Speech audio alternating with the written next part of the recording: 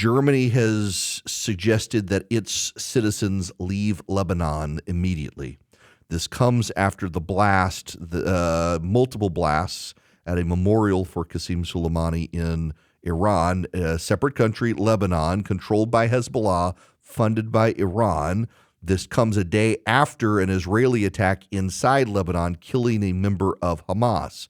Now, here's the earlier reporting has been updated. It was originally that there were a few dozen dead, now more than 100. It's 2 explosions we know.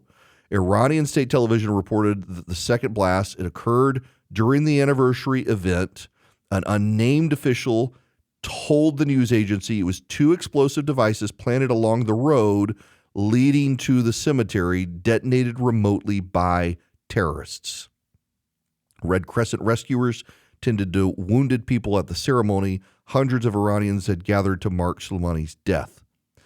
I heard a very loud sound and then felt pain in my back that I couldn't feel my legs, said a wounded woman. Other video aired showed Iranian media showing dozens of bodies strewn around. Some bystanders tried to help survivors, others hurrying to leave the blast area. The area has been evacuated. Now, we have no idea who's behind this.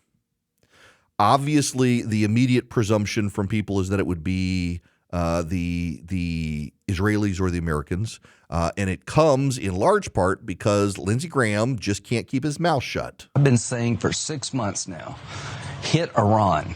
They have oil fields out in the open. They have the Revolutionary Guard headquarters you can see from space. Blow it off the map.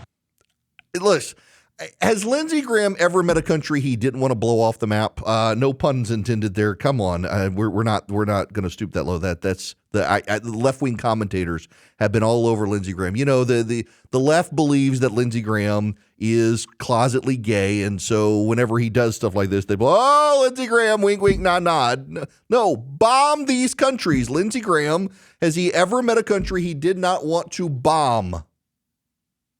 This is the problem. He said this over the weekend, and now there's these explosions in Iran. And so the Iranians say, oh, you have ranking Republican senator everyone listens to saying bomb us, and now we've been bombed. Guess it's the Americans who did it. I guess we'll get revenge. There's no ties to the Americans having done this. Lindsey Graham should keep his mouth shut on this stuff. I know people in the Senate who agree with him. We should take military action directly against Iran, but they're smart enough not to go on television and say it. And then something like this happens, and they want to say, well, it must be the Americans. Listen to Lindsey Graham. Dear Iranians, Lindsey Graham is in the minority in the Senate, and Joe Biden doesn't listen to him. I doubt we're the ones who planted these bombs. We tend to launch missiles, not plant bombs. This could be a sign of internal turmoil within Iran, and not even that the Israelis did it. The Israelis tend to send fighter jets and missiles too.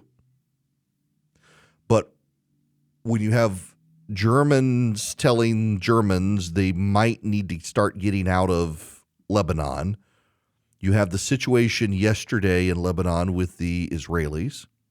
You have the situation today in Iran. It is a destabilizing situation. Concurrent to all of that, the U.S. coalition has essentially told the Houthis of Yemen that if you don't stop coming after ships, we're going to come after you hard. The Americans have built a coalition. Now, what's notable here is there are 12 nations involved in military operations in the Red Sea to stop the Houthi. Some nations are involved, and they do not want to be named. And the suspicion is these are some Middle Eastern nations. And the Iranians have now sent military vessels into the Red Sea to get in the way of the military coalition trying to stop the Houthi. We have a complicated situation, and now this gets me back to the raw politics of Joe Biden trying to elevate Donald Trump. There is no sure thing in politics. None. The Democrats have convinced themselves, based on the public polling, that Donald Trump is the easiest Republican to beat. When you have a war break out in the Middle East, When you have China begin its saber rattling, we have a massive wave of illegal immigrants coming to this country, some of whom probably are terrorists. Can you really take the chance?